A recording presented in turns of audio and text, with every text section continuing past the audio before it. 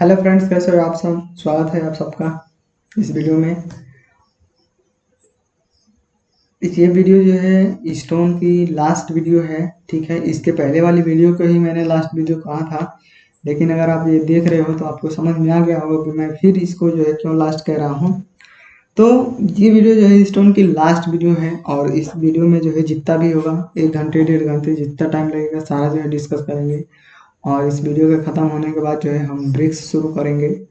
और अगर आप जो है नए हो, देख रहे हो, तो मैं रिक्वेस्ट करूँगा, या आपको लग रहा है कि यहाँ पे कुछ अच्छा मिल रहा है तो आप जो है चैनल को सब्सक्राइब कर सकते हो, क्योंकि इसके बाद जो है बिल्डिंग मटेरियल आने वाली है, सॉइल मैकेनिक्स आने वाला है, और सर्वेइंग, इरिगेशन, हाईवे, रेलवे, सोम, ये सारे के सारे एकदम, मतलब आप पढ़ के आप देख सकते हो कि एकदम एकदम एवन एवन जो वहाँ पे मैंने लिखा है उस क्वालिटी के जो है रहेंगे सारे के सारे वीडियो। तो वैसे ही मैंने नहीं लिखा है, ठीक है।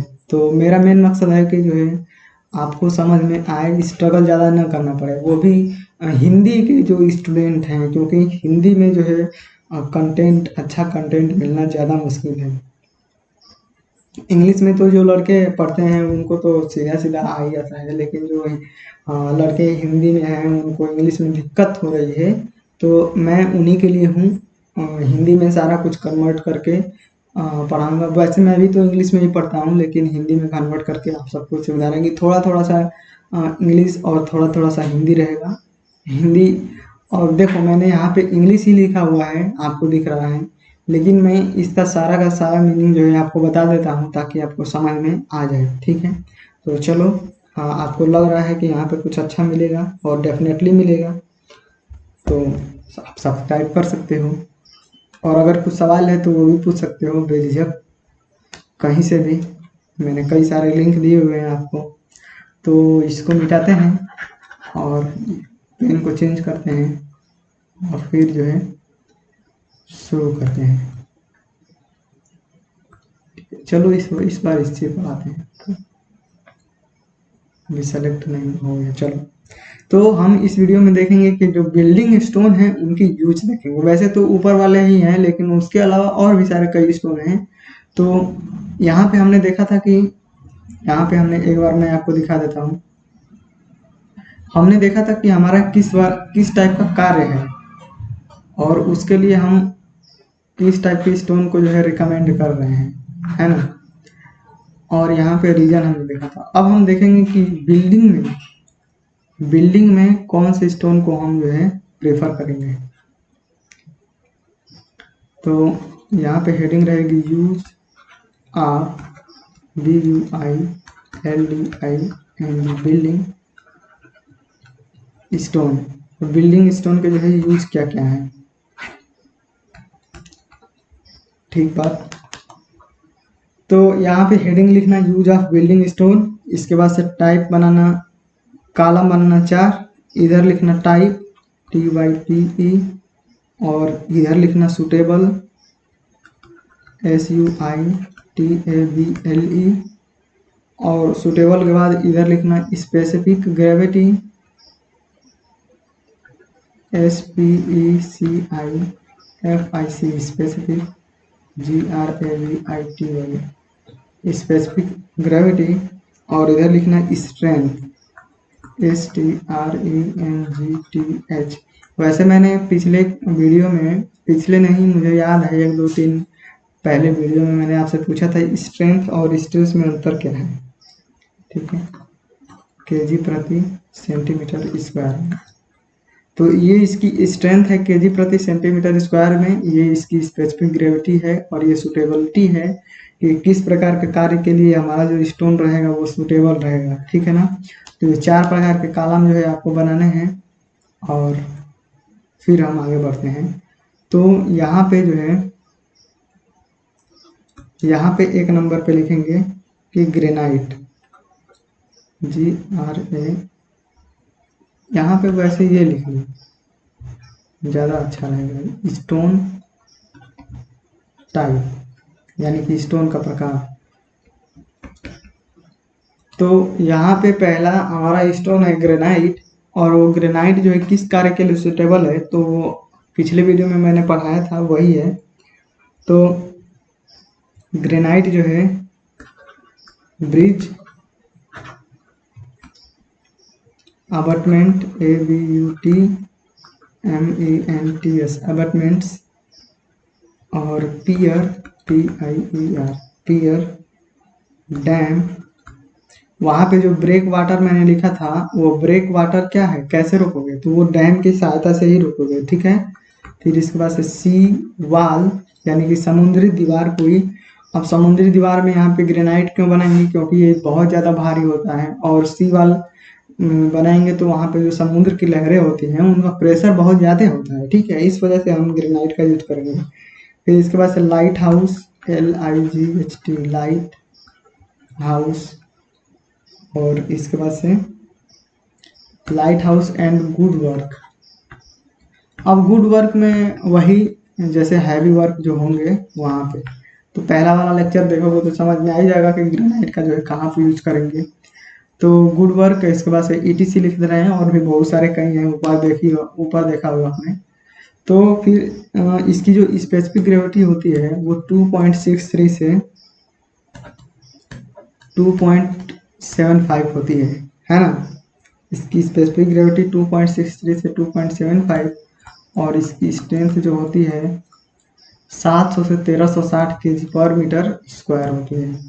तो इसकी स्पेसिफिक ग्रेविटी और स्ट्रेंथ, और ये सूटेबल है किस कार्य के लिए, ये तीनों जो है आपको याद रखना है। इसमें आप जो है नहीं याद करोगे तो ये आपकी गलती है, फिर आपको बताने का कोई मतलब नहीं, ठीक है। जो याद करने वाला होगा वो तो याद करेगा ही। अब हम आते हैं दूसरे नंबर पे। इसके पहले जो है हम देखते हैं, मैंने पिछले वीडियो में कहा था कि ये नॉर्मल कार्य के लिए सुटेबल नहीं है, तो यहाँ पे लिख लेंगे कि not use as normal NORMAL normal work. अब यहाँ पे ये इस लाइन को क्यों लिख रहे हैं कि ये नॉर्मल कार्य के लिए सुटेबल नहीं है या वर्क काम नहीं करेंगे हम इसे, क्योंकि ये ग्रेनाइट जो है आपको पता है कि ग्रेनाइट जो है बहुत ही गहराई में पाया जाता है। पहले ये ग्राउंड लेवल होता है, फिर ये एक्सट्रूसिव रॉक होती है, फिर ये इंट्रूसिव होती है। इसको भी दो भाग में बांटते हैं, एक सैलो और फिर एक डीप। तो ये डीप में पाया जाता है, और यहाँ से निकालना है इसको क्या होता है, बहुत ज़्यादा इसमें निकालने में खर्चा आता है। अब इतनी ज़्यादा महंगी चट्टान निकाल करके और इसे अपने आप जो है इसे अपने 1-2 मंजिला घर की दीवार को जो है जुड़ाई नहीं कर सकते, ठीक है ना, क्योंकि आपका जो है घर बहुत कॉस्टली हो जाएगा इस वजह से। तो इसका यूज वहीं पे करेंगे जहाँ पे हैवी कार्य हो रहे हैं, जहाँ पे स्ट्रक्चर जो है बहुत ही महंगा है, मतलब उसका इम्पोर्टेंस ज़्यादा है, समझ रहे हो, तो वहाँ पे हम इसे यूज करेंगे। तो इसके बाद दूसरे नंबर पे आते हैं, और दूसरे नंबर पे लिखेंगे बेसाल्ट BASALT बेसाल्ट। अब बेसाल्ट का यूज हम पिछले वीडियो में देखा था कि रोड मेटल के रूप में करते हैं, road METAL road metal and concrete aggregate CONCRETE concrete AGGREGATE। Aggregate मतलब होता है मिलावा हिंदी में, और कंक्रीट का मतलब होता है सीमेंट बालू गिट्टी और वाटर का मिक्सचर। और इसकी स्पेसिफिक ग्रेविटी जो है कितनी होती है, तो इसकी स्पेसिफिक ग्रेविटी 2.6 से 2.6, ये पॉइंट है बीच में 2.6 to 3, तो 2.6 से 3 के बीच में होती है। और इसकी जो स्ट्रेंथ होती है वो 1500 से 1850 kg प्रति सेंटीमीटर स्क्वायर इसकी जो स्ट्रेंथ होती है, समझ रहे हो आप। तो इसकी जो स्ट्रेंथ कम नहीं है, बहुत अच्छी है, इस वजह से इसे हम रोड मेटल के रूप में यूज करते हैं। फिर हम तीसरे नंबर पे आते हैं, ये तीसरा नंबर है सैंडस्टोन, SAND, सैंड स्टोन। तो सैंड स्टोन का यूज हम जो है paving, PAVING, paving and roof tile and roof tile, ठीक है। तो सैंड स्टोन का यूज हम जो है पेविंग एंड रूफ टाइल के रूप में हम जो है यूज करेंगे। तो देखो पेविंग का मतलब क्या होता है ना, पेविंग का मतलब जो है रास्ते से संबंधित है। जैसे कि आपका ये रास्ता हो गया, रास्ता, तो जैसे आप जो है जब हाईवे पढ़ते हो, हाईवे नहीं, तो हाईवे पढ़ते हो तो ये आपका इधर शोल्डर हो गया, ठीक है, और ये ऐसा कुछ कैम्बर है, और तो यहाँ से और यहाँ तक इस बीच वाले भाग को आप क्या करते हो, पेवमेंट, PAVEMENT, पेवमेंट कहते हो, ठीक है ना, इस वाले भाग को। तो ये पेवमेंट जो है, ये पेविंग शब्द जो है इसी पेवमेंट से संबंधित है। तो इसका यूज हम जो है पेविंग के रूप में करेंगे, तो उसमें क्या होगा, उसमें यातायात होगा, है ना, उसमें आदमी चलेंगे या गाड़ियां चलेंगी, जो भी होगा वो रास्ते से संबंधित है पेविंग। आगे बात में समझ में आपको?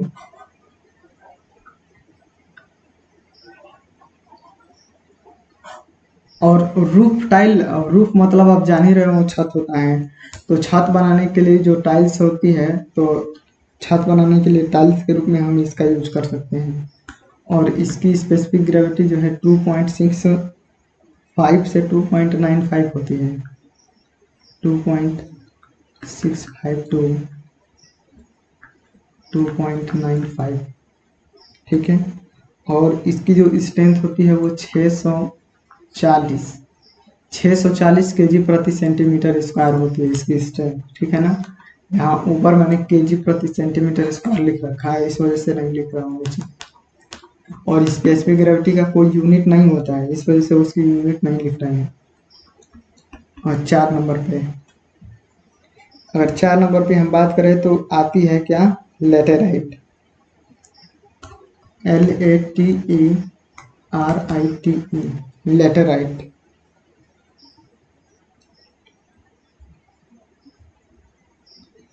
लेटेराइट, तो ये जो लेटेराइट होती है, इसका यूज हम जो है रफ मैसनरी में यूज करते हैं, ठीक है। किसमें, ROUGH, rough masonry, MASONARY, rough masonry. रुको 1 मिनट रुक जाओ, इसे मिटा देते हैं, इसे बाद में लिखेंगे, ठीक है। अभी इसके बाद हम यूज करते हैं, लिखते हैं लाइम स्टोन, ठीक। तो इसके बाद से लाइम स्टोन हम यूज कर रहे हैं। तो लाइम स्टोन क्या होता है, फ्लोरिंग। लाइम स्टोन को यूज जो है हम जो है यूज करते हैं फ्लोरिंग में, पेविंग में एंड सीमेंट के उत्पादन में, ठीक है। तो यहाँ पे FLORING, flooring, paving, PAVING, paving and in MANU, FACTURE, manufacture of lime and CEMENT। तो सीमेंट और लाइम के जो है उत्पादन में करते हैं इसका यूज। और कहाँ पे करते हैं, और इसका यूज जो है करते हैं, यूज एज फ्लक्स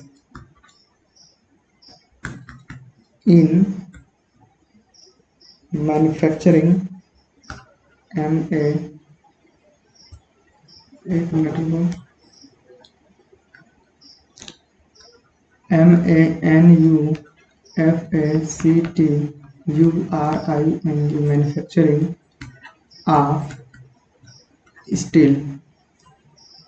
तो ये जो लाइम स्टोन है, लाइम स्टोन का मतलब होता है फ्लोरिंग, पेविंग। देखो अभी मैंने जो आपको एक्सप्लेन किया है पेविंग, तो ये पेविंग हो सकता है मैंने आपको गलत एक्सप्लेन किया हो, ठीक है ना। तो देखो मैं चाहता तो नहीं भी बताता कि मैंने पेविंग जो है गलत आपको एक्सप्लेन कर दिया है या मुझसे गलती हो गई है। तो मैं नहीं चाहता कि जो है मैं आपको गलत बताऊं आपको कुछ भी। तो ये पेविंग को जो मैंने अभी बताया हो सकता है वो गलत हो, तो आप जो है एक बार इसको पेविंग को चेक कर लेंगे और उसे सही कर लेंगे। नहीं तो मैं जो है आपको दोबारा जो है सही इसे बताऊंगा, ठीक है। तो मैंने आपको ये चीज़ जो है बता दी। अब ये देखो फ्लोरिंग में यूज करते हैं, फ्लोर में, फ्लोर यानी कि फर्श में। और दूसरा पेविंग, पेविंग का मतलब मैंने अभी आपको गलत बता दिया, तो मैं फिर से नहीं इसे बताना चाहता क्योंकि मुझे भी नहीं आ रहा, अभी मैं भूल चुका हूँ। और इसके बाद से manufacturing of lime and cement. तो चूना, जैसे कि ये लाइम स्टोन होता है ना, जो चूना पत्थर, तो वो CaCO3 होता है, ठीक है। तो क्या करते हैं कि इस चूने पत्थर को आग जला करके, या कई सारी विधियां होती है, तो मान लो आग जला करके हमने इसे आग में जला दिया, जैसे आप गोईठा लकड़ी जलाते हो वैसे। तो लकड़ी जला करके कोयला बना लेते हो, उसी तरीके से जो है पूरी तरीके से जला देते हैं। तो ये जला देते हैं, तो ये जो CaCO3 है, तो इसमें से क्या होता है कि CO2 कार्बन डाइऑक्साइड निकल जाता है, और क्या बचता है CaO। तो यही है क्या, लाइम, इसी को चूना कहते हैं, प्योर लाइम। तो यही क्या है, लाइम। तो लाइम बनाने में, और इसी लाइम का इस्तेमाल हम करते हैं, इसे फिर लाइम को इसमें जब सीमेंट पढ़ेंगे तो उसमें सीमेंट का सारा कंपोजिशन होता है अलग अलग। तो इस सारे कंपोजिशन को मिला करके चूने के साथ, और फिर इसे भट्ठी में पका देते हैं, तो वो क्या बन जाता है, सीमेंट बन जाता है। तो सीमेंट इसी चूने से बनता है, ठीक है ना। तो चूने के उत्पादन में और सीमेंट के उत्पादन में कर सकते हैं। इसके अलावा फ्लक्स के रूप में, ये फ्लक्स लिखा हुआ है यहाँ पे, इस फ्लक्स का मतलब है गालक, गालक, गालक मतलब गलाना। तो हम जब चूने का इस्तेमाल करते हैं स्टील मैन्युफैक्चरिंग प्लांट में, तो क्या होता है कि जो स्टील का जो मेल्टिंग पॉइंट होता है, यानी कि जिस टेम्परेचर पे स्टील जो है गलता है, जो लोहा गलता है, उसका तापमान क्या हो जाता है, कम होता है। वो उस तापमान से कम, जैसे कि एग्जांपल के तौर पे मान लो, आप समझो कि कोई रैंडम, मुझे पता नहीं स्टील का गलनांक क्या है, मान के चलो कि कोई 1800 डिग्री सेंटीग्रेड उसका टेम्परेचर है नॉर्मली। इस टेम्परेचर पे क्या होगा कि वो गल के लिक्विड रूप में आ जाएगा, ठीक है। तो जब हम चूने का इस्तेमाल कर देंगे तो ये आ जाएगा मान लो 1200 डिग्री सेंटीग्रेड पे। तो 600 डिग्री सेंटीग्रेड क्या हो गया, कम हो गया। तो वहां पे यूज करते हैं ऐसा, समझ रहे हैं। तो ये सारी बातें हैं। तो फ्लक्स का मतलब गालक होता है, मैं इसे रहने देता हूँ ताकि आप लोग लिख लेंगे। अब ये जो लाइम स्टोन है, इस लाइम स्टोन की जो है स्पेसिफिक ग्रेविटी कितनी होती है, तो इसकी स्पेसिफिक ग्रेविटी 2.6 सॉरी 2 से 2.7 होती है, ठीक है ना। और इसकी स्ट्रेंथ कितनी होती है, तो इसकी स्ट्रेंथ 540 केजी प्रति सेंटीमीटर स्क्वायर होती है। तो लाइम से संबंधित सारी चीजें मैंने आपको बता दी। अब आगे बढ़ते हैं। और इसके बाद से ये शायद 5 नंबर था, क्या था, 4 नंबर था। तो अब हमारा 5वां नंबर है, 5वां नंबर मार्बल, MARBLE। तो मार्बल का हम इस्तेमाल क्यों करते हैं, तो मॉन्यूमेंट बनाने में, MONUMENT,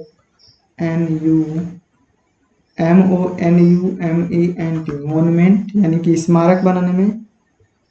और इसके बाद से डेकोरेशन करने के लिए, DECORATIVE, डेकोरेटिव। अब डेकोरेटिव यहाँ पे लिख रहा है, तो इसका सेंस आपको पता होगा, पहले आपको हिंदी में मतलब नहीं पता होगा, फिर एंड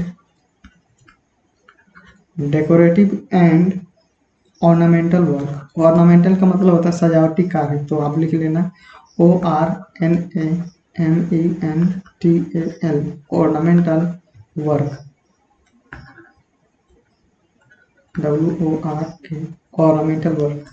तो मॉन्यूमेंट बनाने में, डेकोरेटिव वर्क में और ऑर्नामेंटल वर्क में इसका यूज करते हैं। इसकी स्पेसिफिक ग्रेविटी 2.65 होती है और इसकी जो स्ट्रेंथ होती है वो 700 kg पर सेंटीमीटर स्क्वायर होती है। ठीक है, फिर 6 नंबर पे आते हैं स्लेट, SLATE स्लेट। और ये स्लेट का इस्तेमाल जो है roof covering, COVERING roof covering, और इसके बाद से फ्लोरिंग, FLORING फ्लोरिंग, और इसके बाद से डैम्प प्रूफ, DAMP डैम्प,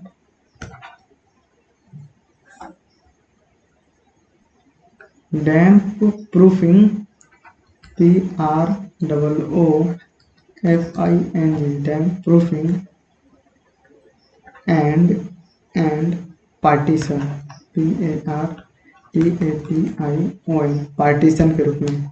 ठीक है, यानी कि बांटने के रूप में, दो दीवारों को काट देना। और इसकी जो स्पेसिफिक ग्रेविटी होती है 2.89 और इसकी जो स्ट्रेंथ होती है वो 772 kg पर सेंटीमीटर स्क्वायर। तो 770 से 2100 तक जो है इसकी स्ट्रेंथ होती है स्लेट की। और इसका इस्तेमाल जो है कहाँ पे करते हैं, तो स्लेट का इस्तेमाल हम रूफ कवरिंग फ्लोरिंग, ये रूफ कवरिंग फ्लोरिंग एक ही में है। ठीक है, छत का फ्लोर बनाना है। ठीक है ना, रूफ कवरिंग फ्लोरिंग के रूप में, और डैम्प प्रूफिंग के रूप में, और पार्टीशन के रूप में। तो रूफ कवरिंग फ्लोरिंग का मतलब देखो, जैसे आपने घरों में देखा होगा कि आपका जो है कैसे, चलो मैं रेक्टेंगुलर वाला बना देता हूँ। तो आपके घरों में ऐसा जो है गार्डर लगा रहता है 2, और इसमें जो है छड़ रहती है, और इसके ऊपर जो है पटिया लगाते हो। ठीक है ना, इसके ऊपर क्या लगाते हो, पटिया। तो ये जो पटिया होती है ये वही क्या होती है, स्लेट होती है। ये स्लेट होता है, या सैंड स्टोन भी हो सकता है। तो ज़्यादातर स्लेट का इस्तेमाल किया जाता है, ये समझ रहे हो। तो रूफ कवरिंग फ्लोरिंग वही है, रूफ कवरिंग फ्लोरिंग, तो छत का फर्श बनाने में। ठीक है ना। और डैम्प प्रूफिंग के रूप में, डैम्प प्रूफ यानी कि नमी, डैम्प मतलब क्या होता है, नमी। और मैंने आपको, अगर शुरू से आप देखते आ रहे हो, तो मैंने बताया था कि सॉइल मैकेनिक्स में ऐसे जो है ग्राफ पढ़ा जाता है, जो पहले होता है डैम्प, मॉइस्ट, वेट, और इसके बाद से सैचुरेटेड। ठीक है, तो इसमें 0 से 25% तक वाटर होता है। तो डैम्प का मतलब वही होता है, बहुत कम वाटर। तो डैम्प प्रूफिंग का मतलब नमी अवरोधक, और पार्टीशन का मतलब होता है बांटना, दो चीजों को अलग अलग बांटना। तो बीच में ये पार्टीशन के रूप में कार्य करेगा। तो सारी चीजें मैंने बता दी आपको, तो समझ में आ गया होगा। अब आगे बढ़ते हैं और 7 नंबर लिखते हैं। यहाँ पे हमें लिखना है लेटेराइट, LETERITE लेटेराइट। अब चाहे आधा घंटा लगे या 1 घंटा, ये लास्ट वाला वीडियो है, इसे खत्म करके ही रहेंगे। ठीक है ना। तो लेटेराइट, अब ये लेटेराइट पहले ये समझ लो कि ये क्या है।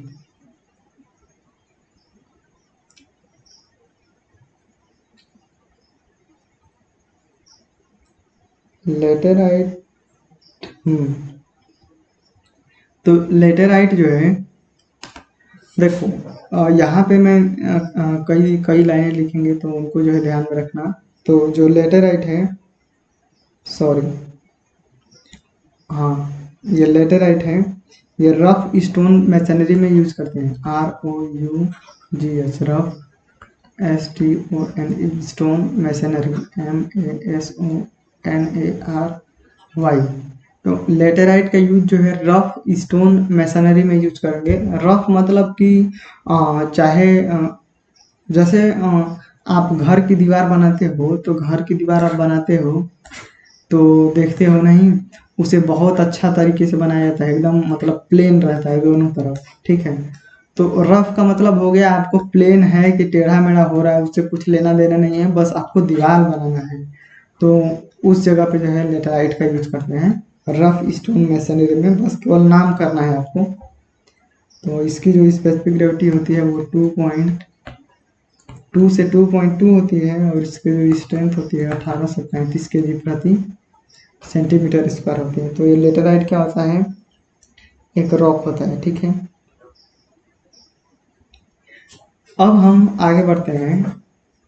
तो लेटेराइट को ध्यान में रखना है।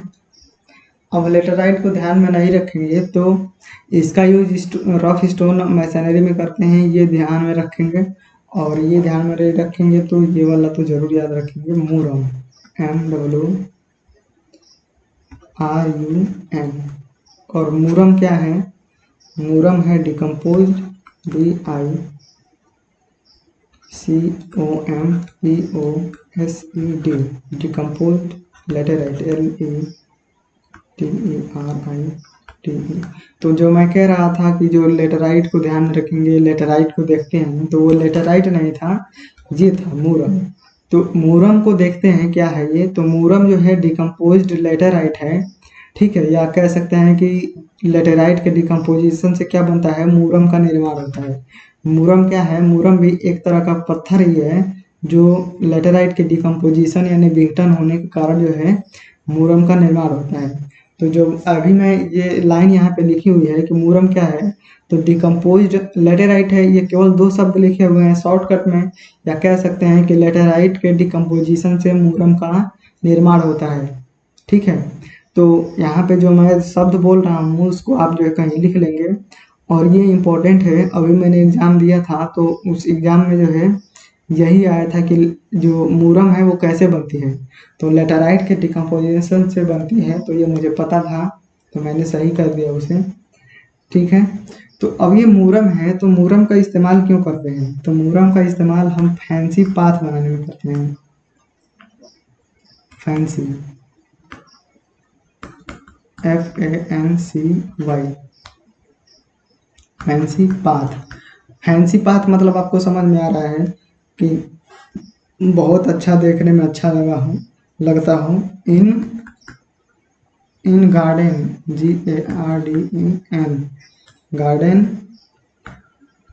And garden and bungalow, BUNGLOWS। तो कोई जैसे आप देखते होंगे बहुत अच्छे अच्छे घर हैं, तो ज़्यादा एक्सपेंसिव घर हैं, तो उनमें जो रास्ता है तो ये देखने में अच्छा सुंदर लगता है। तो इस वजह से इसे फैंसी पाथ बनाने में, पाथ मतलब रास्ता होता है, जैसे कोई बगीचा हो गया या कोई बहुत अच्छा बड़ा सा घर हो गया, बंगला हो गया, तो उसमें जो रास्ता बनाने के लिए जो है इसका इस्तेमाल हम करते हैं, है ना। और इसकी स्पेसिफिक ग्रेविटी और इसकी स्ट्रेंथ के बारे में जो है कुछ अता पता है नहीं, तो बस यही पता रहेगा तो बहुत है कि ये कैसे बनती है और इसका यूज कहाँ करते हैं। ये भी कम इम्पोर्टेंट नहीं है, फैंसी पाथ, तो ये भी इम्पोर्टेंट है। फिर इसके बाद से हमारा जो लास्ट वाला है, लास्ट अब यही है 9 नंबर पे, नीज, GNIESS। तो यहाँ शुरू वाला जो जी है वो साइलेंट है, तो साइलेंट है तो उसको नहीं बोलेंगे, बोलेंगे NIESS, नीज, ठीक है। तो इसका हम यूज करते हैं stone pitching, STONE, stone pitching, PITCHING, stone pitching and road metal, METAL, road metal. और इसकी स्पेसिफिक ग्रेविटी के बारे में पता नहीं है, तो इसकी स्ट्रेंथ होती है 2122, 2100 से 2200 kg प्रति सेंटीमीटर स्क्वायर। स्टोन पिचिंग का मतलब ये होता है कि आप जो है देखे होंगे, अगर आपके गांव पे कोई नदी होगी या कोई नया पुल बन रहा होगा नदी पे, आप कहीं गए होंगे तो देखे होंगे, तो जो पुल होता है, नदी का जो पुल होता है, तो यहाँ पे ये सीधे जमीन से सटा हुआ भाग होता है, तो ये जो मिट्टी होती है और ये नदी का संपर्क होता है, तो ये जो अबटमेंट होते हैं यहाँ पे इस मिट्टी को जाने से रोकने के लिए स्टोन को ऐसे जो है पिच किया रहता है, मतलब तो इसे ही स्टोन पिचिंग कहते हैं, समझ रहे हो ऐसे पूरा। और रोड मेटल, तो रोड मेटल बोला गया है तो आप समझ ही रहे होंगे, बैलास्ट के रूप में हम इसे यूज कर पाएंगे। तो यहाँ पे कुछ बिल्डिंग स्टोन थी और उनका यूज था, तो एक बार फिर से देख लेते हैं जो भी हमने लिखा है। तो देखो मैं आपको बता देता हूँ कि आपको जो है क्या क्या याद रखना है। तो स्पेसिफिक ग्रेविटी तो आपसे याद होगा नहीं, है ना, स्पेसिफिक ग्रेविटी आपसे याद नहीं हो पाएगा मुझे पता है, फिर भी अगर याद कर लोगे तो आपको फायदा ही रहेगा, लेकिन नहीं याद हो पाएगा तो उसके लिए एक और भी तरीका है, तो वो भी बता देंगे आपको। तो ये जो ग्रेनाइट है वो कहाँ पे यूज किया जाता है, ये सबसे इम्पोर्टेंट है, ज़्यादा इम्पोर्टेंट है ग्रेनाइट। तो इसमें कुछ भी पूछ सकता है, पियर में यूज कर सकते हैं, डैम में, सी वाल में, और ऊपर वाला जो पिछला वाला वीडियो था उसमें भी जो ग्रेनाइट से जो भी उदाहरण थे, जिसमें भी सारे संबंधित पॉइंट थे वो सारे इम्पोर्टेंट थे, ठीक है। फिर इसके बाद से बेसाल्ट का यूज कहाँ करते हैं, तो रोड मेटल के रूप में करते हैं, ये सबसे ज़्यादा इम्पोर्टेंट है रोड मेटल, ठीक। फिर इसके बाद से सैंड स्टोन, तो सैंड स्टोन का यूज पेविंग या रूफ टाइल में करते हैं, तो रूफ टाइल इम्पोर्टेंट है। फिर लाइम स्टोन का, तो लाइम स्टोन तो याद करने में ज़्यादा दिक्कत नहीं होगी, तो इसे सीमेंट बनाने में और चूना बनाने में इस्तेमाल करते हैं। फिर फ्लोरिंग में, मार्बल को भी याद करने में दिक्कत नहीं होगी, इसका आपने देखा होगा कि जैसे कि ताजमहल बना हुआ है, फिर मार्बल की मूर्तियां भी बनती हैं, फिर मार्बल के आपने टाइल्स देखे होंगे संगमरमर के, फिर आप जब ताजमहल में जाओगे तो वहाँ पे जो बहुत सारे डिजाइन बनाए गए हैं वो मार्बल पे ही बनाए गए हैं, तो उसी को ऑर्नामेंटल वर्क कहते हैं, सजावटी कार्य। तो ये भी आपको दिक्कत नहीं होगी, तो इसकी स्ट्रेंथ जो है आपको याद रखनी है और इसकी स्पेसिफिक ग्रेविटी आपको याद रखनी है, ठीक है। फिर स्लेट, तो स्लेट का इस्तेमाल कहाँ करते हैं, तो सबसे ज़्यादा इम्पोर्टेंट है कि डैम्प प्रूफिंग में करते हैं, डैम्प प्रूफिंग और रूफ कवरिंग, डैम्प प्रूफिंग रूफ कवरिंग, तो ये दोनों आपको भूलना नहीं चाहिए और इसकी स्पेसिफिक ग्रेविटी भी नहीं भूलना चाहिए। फिर लेटेराइट का रफ मैसनरी वर्क में करते हैं, तो ये नहीं भी याद रहेगा तो कोई चलेगा नहीं, मतलब आपको याद रहना चाहिए, एक बार पढ़ोगे तो याद तो होगा ही। फिर इसके बाद से मूरम क्या है, तो मूरम जो है लेटेराइट के डिकम्पोजिशन से बनती है, ये बात जो है आपको ध्यान में रखनी है, ये जो शुरू में लिखा हुआ है ब्रैकेट में, ठीक है। फिर इसका उपयोग फैंसी पाथ में करते हैं, ये आपको भूलना नहीं है। फिर नीच का इस्तेमाल जो है स्टोन पिचिंग में करते हैं, ये जो है आपको भूलना नहीं है। तो जो जो इम्पोर्टेंट बातें थी वो जो है मैंने आपको बता दी हैं। अब हम आगे बढ़ते हैं, ठीक है।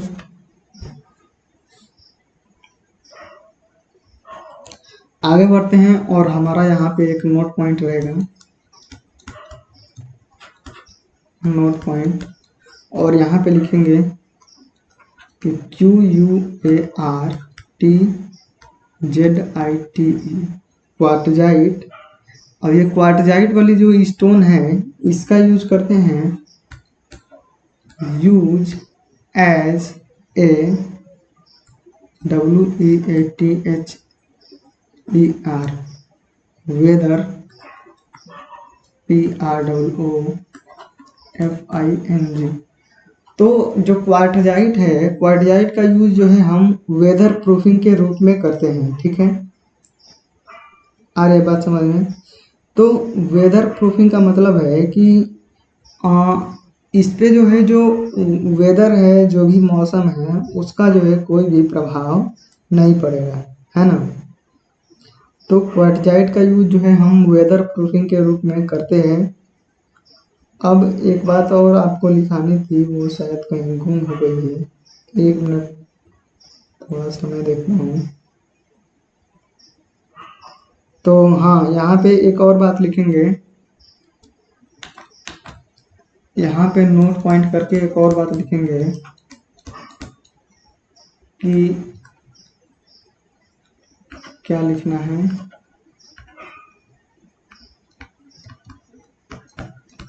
ज्यादातर स्टोन की SPECIFIC स्पेसिफिक GRAVITY, ज़्यादातर स्टोन की स्पेसिफिक ग्रेविटी 2.6 to 9 के बीच होती है। तो ये बात जो है सबसे ज़्यादा इम्पोर्टेंट है। तो बस अगर आपको यही याद है कि 2.6 से 2.9 के बीच में होती है, तो जो है आपको अगर किसी भी स्टोन की स्पेसिफिक ग्रेविटी पूछेगा तो आप उसे सही कर लोगे, ठीक है, यही पूछेगा। तो अब देखो, क्वेश्चन जो है दो टाइप के बनाते हैं, एक हार्ड बनाते हैं, एक बहुत हार्ड बनाते हैं। तो कैसे बनाएगा वो क्वेश्चन, पूछेगा कोई भी स्टोन बोल देगा और बोलेगा कि उसकी स्पेसिफिक ग्रेविटी बताओ। तो पहला तो ऑप्शन देगा, मान लो पहला ऑप्शन देगा वो 5, फिर दूसरा ऑप्शन दे दिया 9, 9 नहीं देगा वो 9 नहीं देगा, मान लो चलो 9 ही दे दिया। फिर इसके बाद से कहेगा 3, और फिर इसके बाद से कहेगा 0.5 या 0.4, जो भी समझ लो। तो A, B, C और D, ठीक है। तो आपको इतने सारे ऑप्शन दे के वो पूछेगा कि स्पेसिफिक ग्रेविटी बताओ।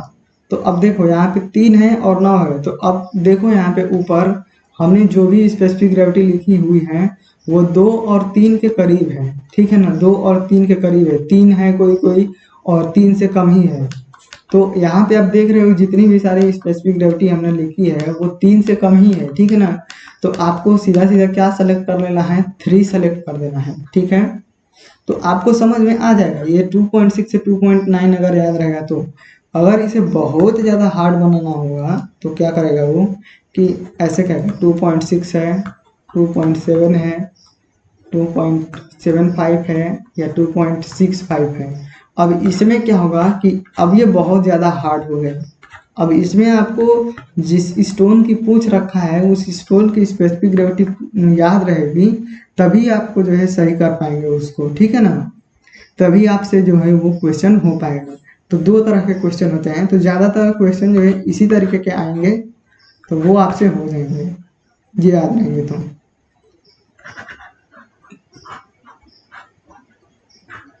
तो मैंने इसके बारे में भी आपको बता दिया। अब हम आगे बढ़ते हैं, चलो ठीक है, हम अब आगे बढ़ते हैं और देखते हैं सिंगल, SINGLE, सिंगल क्या होता है। ये पूछता है कि सिंगल क्या है। तो सिंगल जो है water bound, BOUND bound, pebble, PEBOL pebble है, ठीक है। तो वाटर बाउंड पेबोल है। वाटर बाउंड मतलब कि देखो आप जब जो कोई समुंदर के किनारे गया होगा, समुद्र के किनारे या उसके गांव कोई नदी होगी, ऐसी नदी होगी जहाँ पे क्या होगा, झरना होगा या नदी में ज़्यादा लहरें उत्पन्न होती होगी।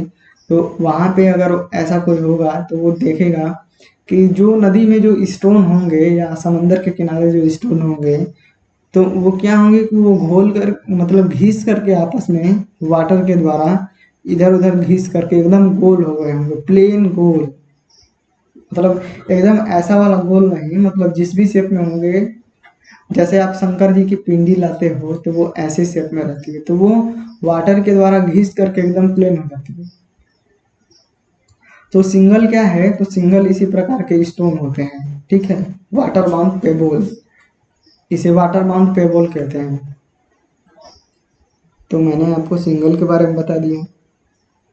अब हम आगे बढ़ते हैं और 2 पॉइंट और लिखते हैं, SAND, सैंड स्टोन। तो इसका यूज हम करते हैं, use in ashlar, ASHLAR, ashlar masonry, MASONARY masonry. देखो मेरे लिखने पे मत जाना, मैं स्पेलिंग बोल रहा हूँ, ठीक है। तो MASONARY एसलर मैसनरी। तो अब एसलर मैसनरी क्या होता है ये हम अभी देखेंगे। फिर QUARTZITE quartzite, use in RUBBLE rubble, MASONARY rubble masonry. तो इसका यूज हम रबल मैसनरी में करते हैं। अब देखो मैंने आपसे पहले भी डिस्कस करा था कि एसलर मैसनरी, रबल मैसनरी। तो आज जो है बता ही देते हैं कि क्या होता है। तो यहाँ पे लिख लेंगे ASHLAR ashlar, MASONARY ashlar masonry. तो इसमें क्या होता है कि स्टोन को जो है ना बिना, मतलब स्टोन को जो है ड्रेसिंग करके लगाते हैं।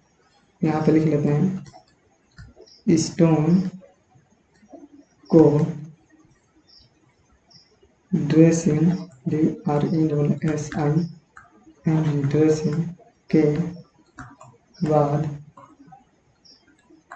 ड्रेसिंग के बाद यूज करते हैं। और रबल मैसनरी में RUBBLE rubble MS rubble masonry, इसमें क्या करते हैं कि स्टोन को बिना ड्रेसिंग, DRESSING ड्रेसिंग के यूज करते हैं, ठीक है। तो इन दोनों का मतलब क्या है, देखो यहाँ पे जो भी मैंने पॉइंट लिखा है आपको, ये नोट पॉइंट लिखाए हैं, तो इसको तो एकदम भूलना नहीं है। फिर यहाँ पे सिंगल लिखाए हैं, ये वाटर में बाउंड पे गोल होता है। फिर सैंड स्टोन, तो सैंड स्टोन को जो है रबर एसलर मैसनरी में यूज करते हैं।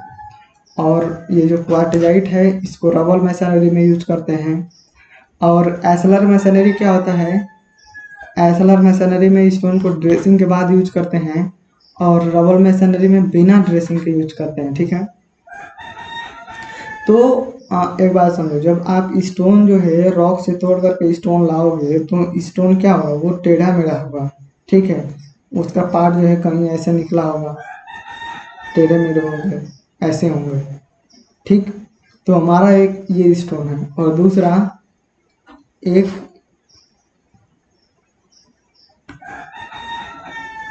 अभी भाई शायद आपको मुर्गे की आवाज आ रही होगी, अभी देख लो टाइम क्या हुआ है।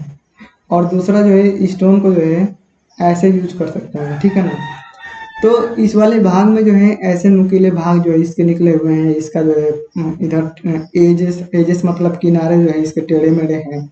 जबकि इस वाले स्टोन की जो है एकदम पूरा एजेस एकदम पूरे प्लेन है, पूरा अच्छा दिख रहा है, ठीक ना। इसके पूरे सरफेस क्या है, समतल है, इसके सरफेस उबड़ खाबड़ है। तो अगर ऐसा स्टोन रहेगा तो उसको बिना ड्रेसिंग के अगर हम इसे ड्रेसिंग कर देते हैं, इसके जो किनारे जो है असमतल हैं, इसका सरफेस जो है उबड़ खाबड़ है, इसको प्लेन कर देते हैं, इनको निकाल देते हैं जो उभरे हुए भाग हैं और ऐसा बना देते हैं, तो उसे हम ड्रेसिंग कहते हैं। तो अगर स्टोन ऐसा है तो इसका यूज हम रबल मैसनरी में करेंगे, RUBBLE रबल मैसनरी। और इसका यूज हम करेंगे ashlar masonry, ASHLAR ashlar masonry में।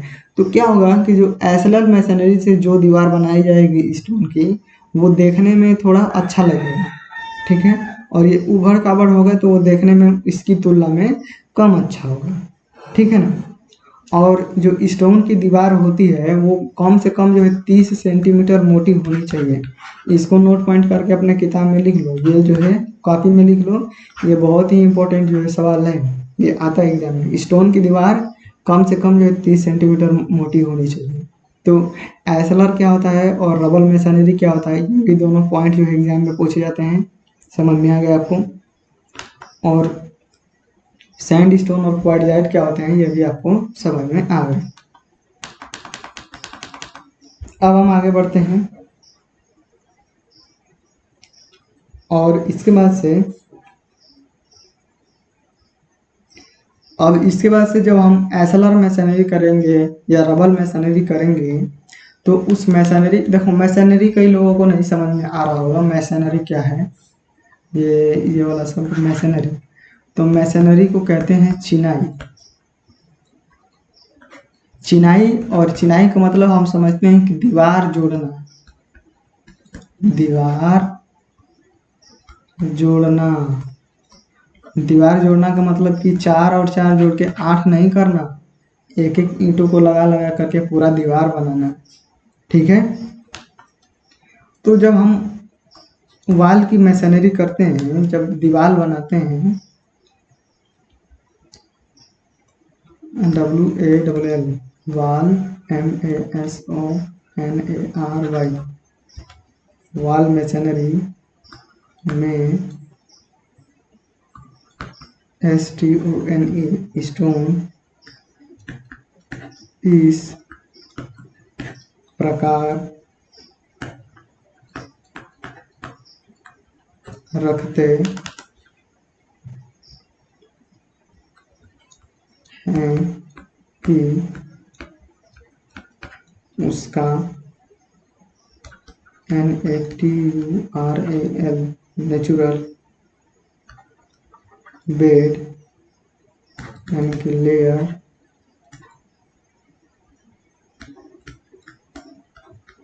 उस पर, यह स है, ठीक है, उस पर आने वाले लोड के PERPENDICULAR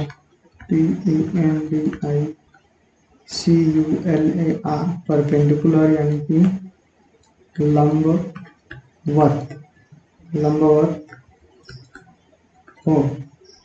ठीक बात। और इसके बाद से एक और लिख लेते हैं,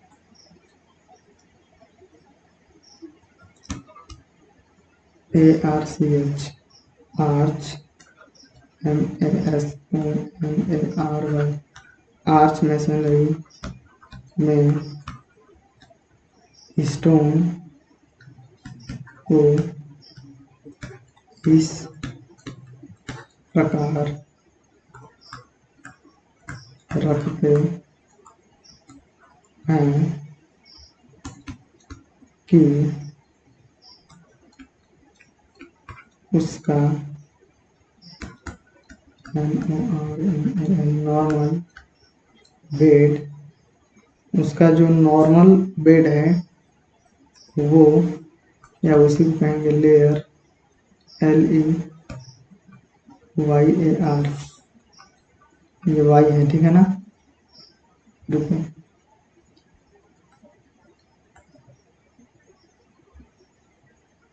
LEYAR लेयर, ARCH आर्च के, RADIAL रेडियल यानी कि त्रिज्य, रेडियल DIRECTION एंड डायरेक्शन में हो। ठीक है। तो अब इन दोनों का मतलब समझ लेते हैं। अब तक तो समझ ही गए होंगे आप, फिर भी मैं बताऊंगा। वाल मैसनरी, जब हम दीवार की चिनाई करेंगे, जब हम दीवार बनाएंगे स्टोन की, तो उसमें स्टोन को ऐसे रखेंगे कि उसका जो नेचुरल बेड है, जैसे वो जहाँ पे था, ठीक है, जिस प्रकार से वो था रॉक में, चट्टान में, तो उस पर जो आने वाला लोड होगा उस पर जो लोड आएगा उसके हम परपेंडिकुलर रखेंगे। ठीक है, जैसे कि मान लो ये हमारी क्या हो गई, यहाँ पे ऐसे कोई जो है रॉक हो गया हमारा। ठीक है, तो इसमें जो स्टोन है, इसमें जो स्टोन है वो ऐसे जो है परतों के रूप में है। ठीक है, स्टोन क्या है, परतों के रूप में ऐसे है। तो ये इसका क्या हो गया, नेचुरल बेड हो गया। अब हम इससे कोई इस ब्लॉक साइज का जो है स्टोन प्राप्त करेंगे। तो प्राप्त करेंगे तो इसमें भी जो स्टोन की जो लेयर होगी वो ऐसी होंगी, परतें। ठीक है, तो जब हम इसको जो है चिनाई करेंगे, मतलब इससे हम क्या करेंगे, दीवार बनाएंगे। इससे हम क्या कर रहे हैं, इससे हम दीवार बना रहे हैं। ठीक है, तो जब हम इससे जो है दीवार बनाएंगे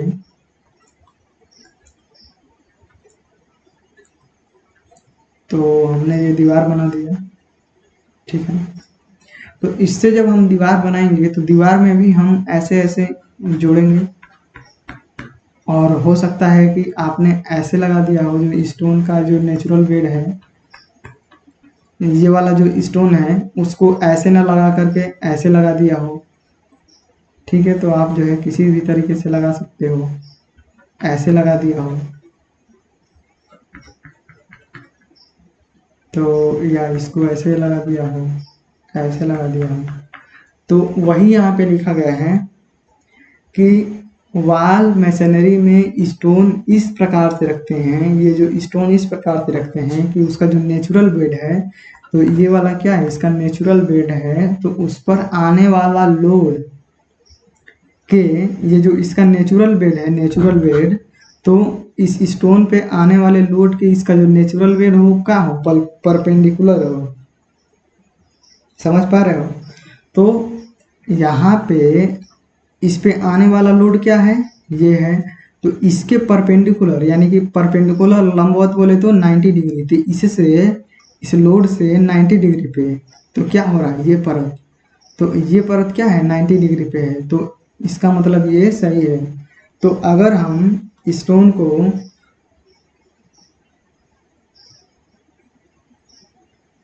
हाँ, तो स्टोन को जो है कैसे लगाना है कि उसका नेचुरल बेड क्या हो कि लोड के परपेंडिकुलर, तो लोड ऐसे आ रहा है और इस लोड के ये नेचुरल बेड क्या है, परपेंडिकुलर है 90 डिग्री पे, जबकि इस पे भी लोड क्या आएगा, ऐसे ही आएगा, और इस पे इसका नेचुरल बेड क्या है, सीधा पैरेलल है, यानी कि 0 डिग्री, 0 डिग्री, और यहाँ पे 90 डिग्री, फिर यहाँ पे 90 डिग्री, 90 डिग्री। तो इसका जो नेचुरल बेड होगा उस पर आने वाले लोड के क्या होना चाहिए, परपेंडिकुलर होना चाहिए। तो ये बात सही है, ये बात गलत है, ये बात सही है, और ये बात क्या है, गलत है, ये भी गलत है, ये सही है, ये सही है। ठीक है, तो इस फिगर को रेफरेंस के तौर पे जो है आप बना सकते हैं।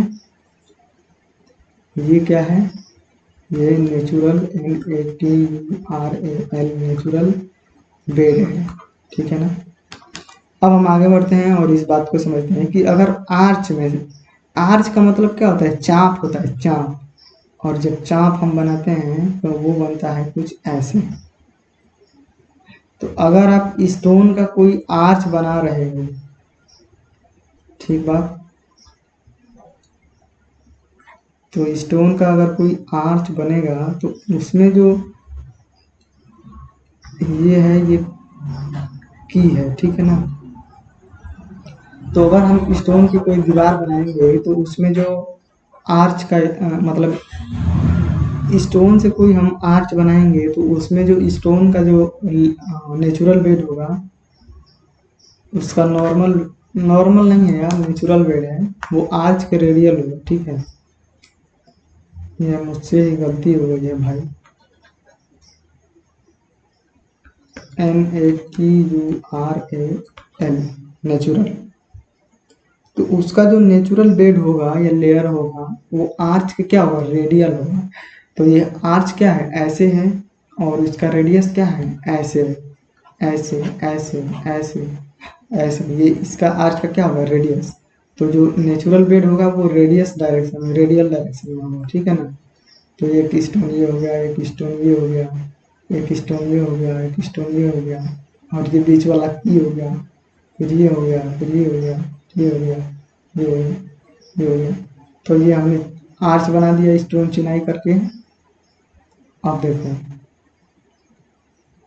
तो इसका जो लेयर है, नेचुरल लेयर, वो ऐसे है, और ये वाला क्या हो गया, ऐसे है। मान लो फिर ये वाला ऐसे लगा दिए आप, ठीक है। तो ये इसी तरीके से है, ये ऐसे है, ये वाला ऐसे है। तो कह रहा है कि जो नेचुरल बेड होगा वो आर्च के रेडियल डायरेक्शन में होगा। तो यहाँ से ये रेडियस क्या है, ये तो इसका नेचुरल बेड क्या है, रेडियस डायरेक्शन में ही है, और ये क्या है, रेडियल के परपेंडिकुलर है ये वाला। तो ये बात जो है सही नहीं है। तो क्या होगा कि ये वाला जो है, ये वाला सही है और ये वाला गलत है, ऐसा नहीं रहना चाहिए। अब देखो इसका जो है परपेंडिकुलर कहने का मतलब क्या है। अब देखो पहले ये बात समझ लेते हैं कि इस आर्च पे जब यहाँ पे लोड आता है, आर्च पे यहाँ पे लोड आता है, ठीक है, मिड पॉइंट पे, और मिड पॉइंट पे जब लोड आता है तो वो इधर की तरफ ऐसे ट्रांसफर होता है, और इधर की तरफ जो है ऐसे ट्रांसफर होता है, ठीक। तो वो लोड जो है इसमें हो करके, वो लोड जो है इसमें हो करके ऐसे ट्रांसफर हुआ, ठीक है ना, ऐसे डायरेक्शन में, और इधर भी ऐसे डायरेक्शन में, ठीक। तो अब देखो इसका अगर बेड रेडियल डायरेक्शन में रहेगा तो उसके परपेंडिकुलर क्या आ रहा है, लोड। तो इसके जो है फेलियर की संभावना कम है। अभी हमने पढ़ा था एक शुरुआत में ही बात, क्लीवेज, CLEAVAGE। तो अगर वो ऐसे लगेगा, जैसे कि ये मैं इसे मिटा देता हूँ। तो अगर ये ऐसे है और इस पे लोड आएगा तो ये क्या होगा, बीच में से दोनों तरफ से फट जाएगा। जबकि वो ऐसे लेयर में रहेगा तो इस पे लोड आएगा तो इसके फेलियर करने में बहुत मुश्किल है, ठीक है ना। तो ये ज़्यादा लोड लेगा और ये कम लोड पे ही फट जाएगा, फेल हो जाएगा, अलग हो जाएगा, ठीक है। तो इसी वजह से कह रहे हैं कि जब जो लोड आना चाहिए वो नेचुरल बेड के परपेंडिकुलर होना चाहिए, ठीक है ना। और तो इसमें भी हम जब आर्च में चिनाई कर रहे हैं तो उसमें भी ये नेचुरल बेड के क्या है, परपेंडिकुलर है। लेकिन हमने आर्च में, अब ये भी बात है कि हम आर्च में जो स्टोन है उसको कैसे लगाएंगे। तो एक तो पहला तो तरीका ये है कि हम ऐसे लगा सकते हैं, दूसरा ऐसे लगा सकते हैं। तो कौन सा सही है, तो पहला वाला तरीका क्या है, सही है, ठीक है। तो इन दोनों बातों को ध्यान में रखेंगे। अब इसके अलावा अब ख़त्म हो गया है, और इसके अलावा एक और लिख लो, जो जबलपुर है, JABALPUR, जबलपुर इज नोन,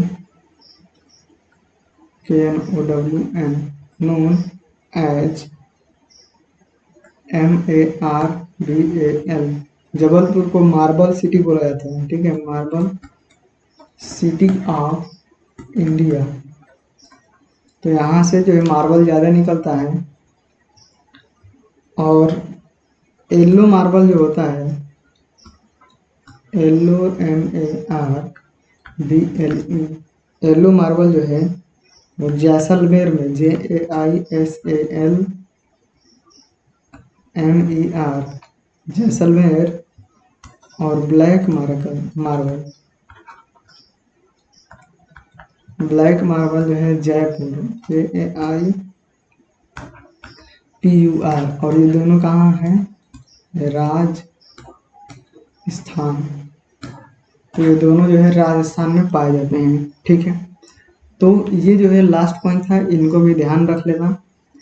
और ये जो लास्ट के जो पॉइंट यहाँ से मैंने बताए हैं आपको, ज़्यादातर जो है क्वेश्चन आने की संभावना जो है यहीं से रहती है। और शुरू वाला जो हमने पार्ट पढ़ा था क्लासिफिकेशन का, उसमें से, और टेस्ट तो भाई मस्ट है। तो यहाँ से लेकर के सम, स्टोन फॉर स्पेसिफिक यूज। तो यहाँ से लेकर के और लास्ट तक आपको याद करना पड़ेगा, ठीक है। तो बस स्टोन जो है ख़त्म हो गया है आज। हम अगले वीडियो से जो है ब्रिक्स को पढ़ेंगे। ब्रिक्स माने कि ईंट। तो ईंट जो है कैसे बनती है, उसका उपयोग क्या है, उसकी टेस्टिंग कैसे करते हैं, उसे बनाते कैसे हैं, उसका कंपोजिशन क्या होता है, कितनी प्रकार की ईंटें होती हैं, ये सारे चीज़ों को जो है हम जब ईंट वाला चैप्टर पढ़ेंगे तो उसमें देखेंगे। अब ये स्टोन क्या हो गया है, इंड। स्टोन जो है इंड हो चुका है। अगर इसमें कोई भी समस्या आई हो, दिक्कत हो, कुछ आपसे नहीं हो रहा हो, तो जो है आप कमेंट ज़रूर करिएगा, ठीक है। तो आपको वीडियो देखने के लिए थैंक यू। अगर आपको बहुत अच्छा लगा है वीडियो तो आप जो है लाइक कर सकते हैं और कमेंट भी कर सकते हैं अच्छा अच्छा। लाइक करेंगे तो पता चलेगा कि हाँ ये अच्छा बताया गया है इसमें, ठीक है। तो मिलते हैं हम अगले वीडियो में। और अपने दोस्तों मित्रों को भी आप अगर हैं पड़ोसी मित्र तो आप उनको ज़रूर बताइएगा, ठीक है। Thank you.